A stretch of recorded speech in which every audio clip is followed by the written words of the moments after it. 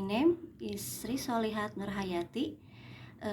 I'm student at the Islamic Institute of Persis, Bandung. Majoring in Islamic education and the Faculty of Tarbiyah. Di sini saya akan mempresentasikan review tentang seminar internasional yang diselenggarakan oleh UMB atau Universitas Muhammadiyah Bandung. Kalau tidak salah pada tanggal 16 Desember 2024 dan saya mengikuti seminar itu melalui Zoom gitu. Seminar internasional ini disampaikan oleh 3 narasumber dari berbagai negara, yaitu negara Indonesia, Malaysia, dan Thailand. Dengan tema Reshaping Islamic University for Inclusive and Competitive Islamic Education Future Prospect and Obstacles. Kalau nggak salah ya, artinya itu seminar internasional transformasi Universitas Islam menuju pendidikan Islam yang inklusif dan berdaya saing, seperti itu. Terus dalam seminar ini juga dihadiri oleh Rektor IAI Persis Bandung, yaitu Bapak Dr. Haji Nurmawan. Terus dalam sambutannya beliau menyampaikan keterlibatannya dalam diskusi tentang revisi Undang-Undang Sisdiknas. Kalau tidak salah juga pada tanggal 14 Desember 2024. Dan katanya beliau menyampaikan gagasannya bahwa filosofi yang sudah hadir selama ratusan tahun masih dipakai sampai sekarang, katanya di dalam kurikulum kita. Lalu terus katanya setiap pergantian menteri selalu ada kurikulum yang berbeda gitu. Dan bahwa yang akan mengubah dan membawa dunia ini adalah katanya filsafat dan agama, ya begitu. Terus lalu beliau juga menyampaikan bahwa manusia itu adalah khalifatullah, yang katanya kurikulumnya harus ditentukan bagaimana cara mendidik dan memproses segala ilmu yang diperoleh. Terus kita ambil kesimpulan ya, bahwa dianggap perlu dan penting adanya revisi terkait dasar pemikiran dan sistem pendidikan di Indonesia. Let's review the first research person, Professor Ismail Lutfi Jakapia, Chancellor of Patani University, one of the Islamic universities in Thailand. Katanya beliau menyampaikan segala keresahan yang muncul pada hari ini akan terselesaikan jika Al-Quran dijadikan landasan, seperti itu. Lalu beliau juga menyampaikan bahasan yang beliau sampaikan ini dengan judul Transformasi University dan Islam Wakaf berasaskan Al-Quran dan mengangkat 3 prinsip atau dasar kenabian. yaitu 3 prinsip dasar kenabian, yang penyebaran ilmu yang bermanfaat, terus pembangunan insan yang barokah, yang soleh, dan penegakan wakaf harta yang berkah. Lalu menurut beliau, tanpa 3 hal tersebut akan sulit untuk melahirkan generasi yang unggul dan berdaya saing yang sesuai dengan nilai-nilai Islam. Lalu beliau juga menyampaikan sebuah hadis sahih dari Abu Hurairah yang diriwayatkan oleh Muslim, yang berisikan tentang apabila anak Adam wafat, maka terputuslah 3 amalannya. Maka terputuslah amalannya kecuali 3, yaitu amal yang bermanfaat, sedekah jariyah, ilmu yang bermanfaat, sedekah jariyah, dan doa anak yang soleh. Nah, ini artinya bahwa banyak suatu amal seseorang tidak disebut amal soleh jika tidak menyertakan Allah di dalamnya.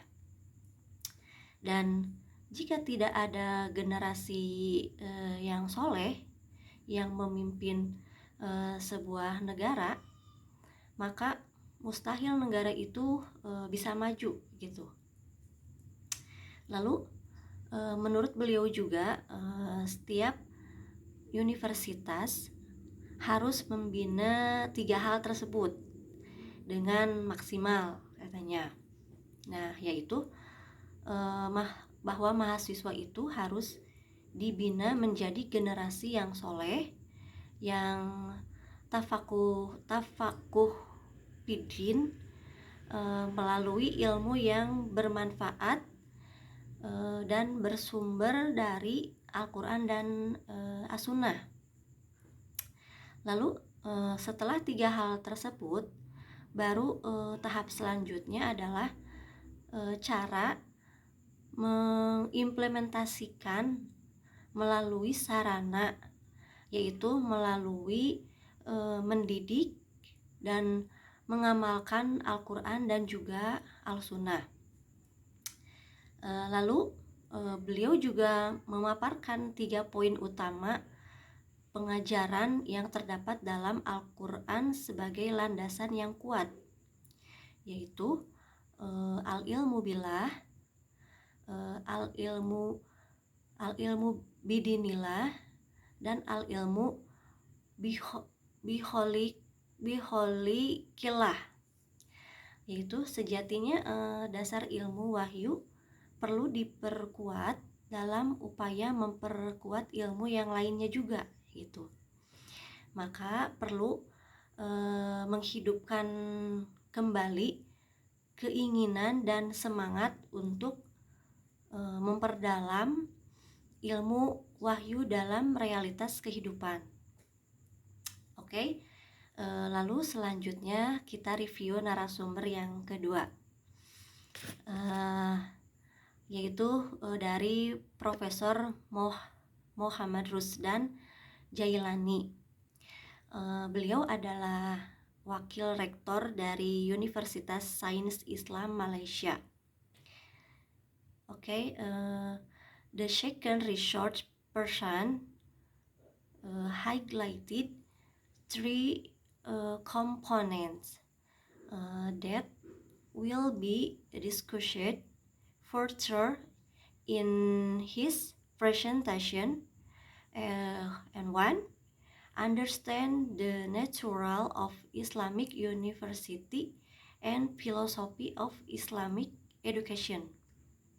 Lalu yang kedua, Industrial Revolution, Key Challenge and Emerging Opportunities. And yang ketiga, Contemporary Agenda and Responsibility of Islamic Universities. 3 komponen yang menjadi fokus dalam pembahasannya itu yaitu memahami hakikat Universitas Islam dalam filsafat pendidikan. Revolusi 4.0 kalau nggak salah sebagai tantangan utama dan juga peluang yang muncul gitu. Dan komponen terakhir yaitu mengenai agenda kontemporer dan tanggung jawab Universitas Islam. Oke, sekarang kita bahas komponen yang pertama, yaitu makna universitas adalah bahwa universitas adalah tempat komunitas para cendekiawan yang diharapkan dapat menjadi pemikir besar, terus menjadi ahli dan peneliti yang menghasilkan pemikiran juga ide dalam pengetahuan. Terus narasumber juga menyampaikan bahwa jati diri seorang mahasiswa, katanya, yang sesungguhnya itu adalah harus dimiliki setiap mahasiswa, bahwa pada dasarnya seorang sarjana tidak hanya menekuni satu cabang ilmu disiplin saja gitu. Karena seorang yang cendekiawan muslim adalah orang yang tidak hanya ahli dalam satu cabang ilmu saja, tapi melainkan bersifat universal gitu. Dalam hal ini kita tidak bisa menolak gagasan untuk menjadi satu spesialis gitu atau dalam satu ahli saja, tetapi kita juga harus memiliki gagasan lain gitu. Tetapi ya pada saat yang bersamaan pula gitu, kita juga perlu memahami bahwa kita harus mengintegrasikan keahlian kita dalam pengetahuan dan ilmu lain yang kita dapat untuk untuk menghasilkan jenis pengetahuan yang terintegrasi gitu. Lalu narasumber juga mengatakan bahwa katanya tujuan dari universitas ini yaitu untuk membina individu menjadi individu yang intelektual, yang tidak hanya berkualitas dan berpengetahuan, tapi juga bermoral dan berintegritas tinggi.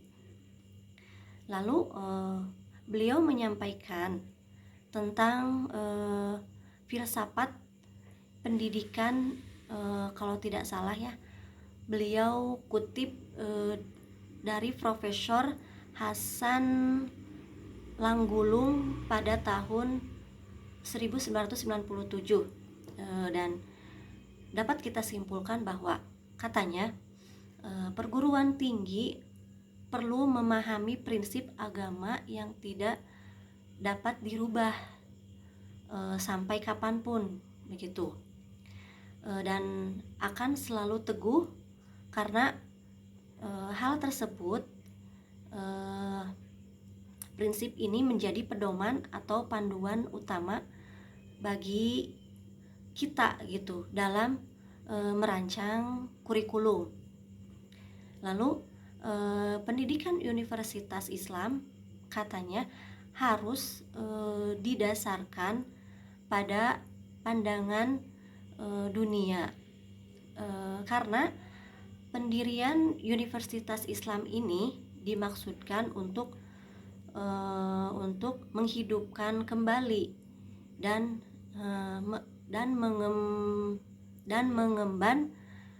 mengembangkan tradisi intelektual Islam.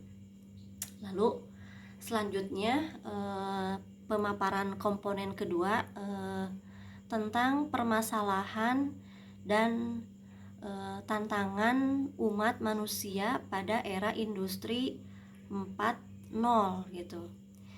Setidaknya ada beberapa yang narasumber katakan, yaitu mengenai kesenjangan sosial yang besar, terus rutinitas yang diambil alih oleh mesin katanya, dan terciptanya super power yang memiliki data akses untuk mengendalikan kaum di bawahnya.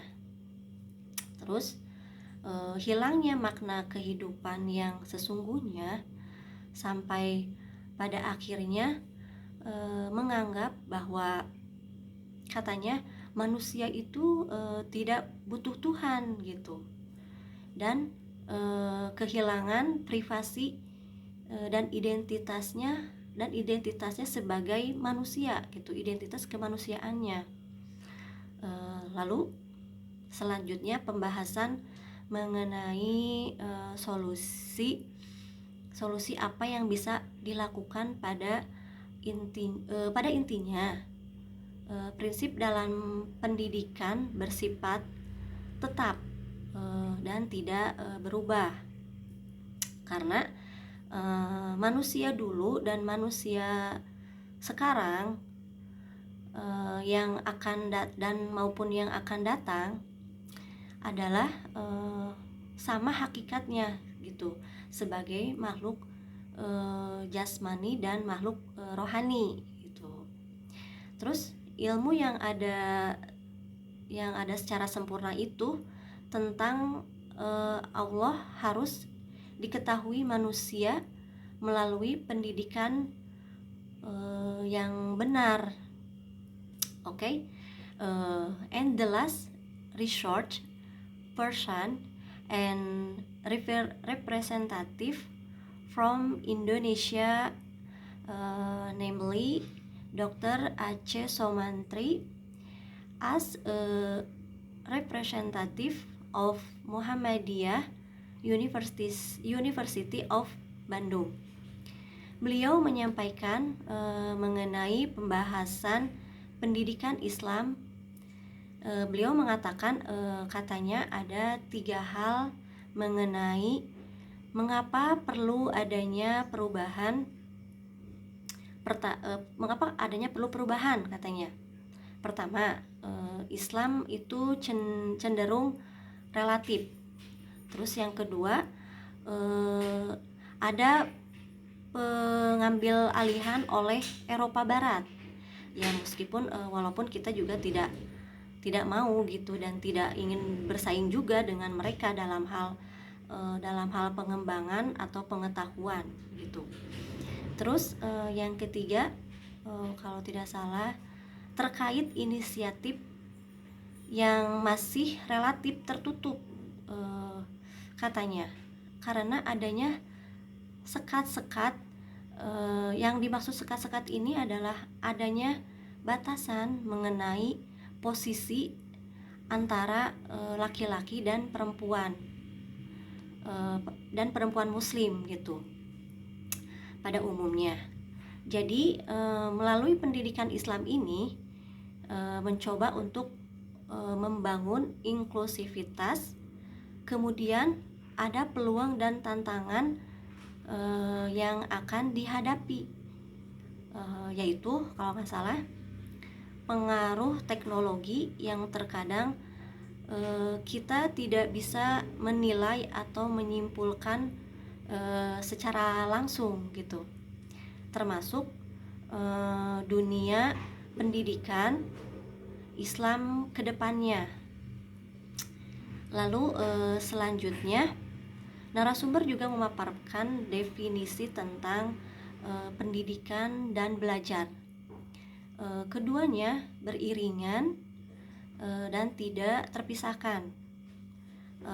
Kalau pendidikan itu lebih kepada transfer pengembangan dan pemajuan nilai akademis rohani dan kemanusiaan. Lalu sedangkan belajar itu lebih ke tentang mentransfer keterampilan. Lalu tidak hanya itu, dalam upaya mempersiapkan strategi untuk menghadapi ini gitu, menghadapinya dengan cara mengintegrasikan modernitas dengan tradisional. Karena kita tidak bisa keluar dari tradisi, tapi kita juga harus menghadapi modernisasi dalam kalau nggak salah dalam pemaparannya itu narasumber juga mengatakan, katanya perlu adanya keseimbangan antara pertumbuhan spiritual dengan pertumbuhan intelektual, seperti itu. Jadi pada dasarnya mengenai visi kedepannya yang harus diusung oleh perguruan tinggi maupun pendidikan Islam, yaitu tercakup dalam 3 hal, yaitu bakat akademi peserta didik, terus yang kedua pelayanan yang prima dari seluruh elemen sivitas akademik, dan yang ketiga adanya jaminan terhadap apa yang telah dilaksanakan dalam proses pembelajaran, seperti itu. Lalu dalam seminar ini juga Ibu Siti Nurjanah selaku moderator ikut menyampaikan 2 hal katanya. Kalau tidak salah yang pertama itu adalah bagaimana pendidikan harus mencakup 3 hal, yaitu dalam hal transfer, terus developing, dan expanding. Itulah review dari ketiga narasumber pada seminar internasional yang saya ikuti melalui Zoom itu. Selanjutnya tentang tantangan dan peluang masa depan, yaitu tantangan pertama adalah tentang adaptasi kurikulum yang masih mengacu pada model tradisional dan katanya kurang responsif begitu. Terus tantangan lainnya juga adalah tentang penyediaan akses yang kurang merata bagi semua kelompok, baik dalam hal sosial, ekonomi maupun gender begitu. Terus adapun peluangnya kalau tidak salah adalah bisa dimanfaatkan penerapan teknologi digital dalam pembelajaran yang memungkinkan universitas dalam menjangkau peserta didik gitu, seperti menjangkau daerah-daerah terpencil seperti itu. Terus peluang yang lainnya juga terletak pada potensi kolaborasi internasional yang menjalin kerjasama dengan universitas global gitu. Terus lalu peningkatan kualitas pengajaran berbasis riset juga yang relevan gitu.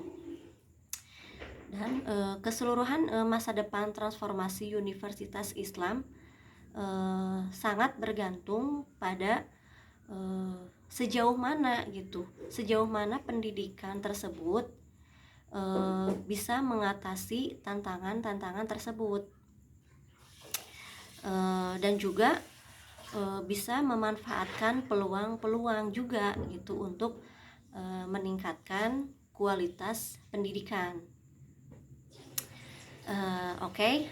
Alhamdulillah pemaparan review dari para narasumber yang saya dapatkan, sudah saya jabarkan, dan mohon maaf gitu apabila banyak kekurangan dan kesalahan dalam pemaparannya, dalam saya memaparkannya.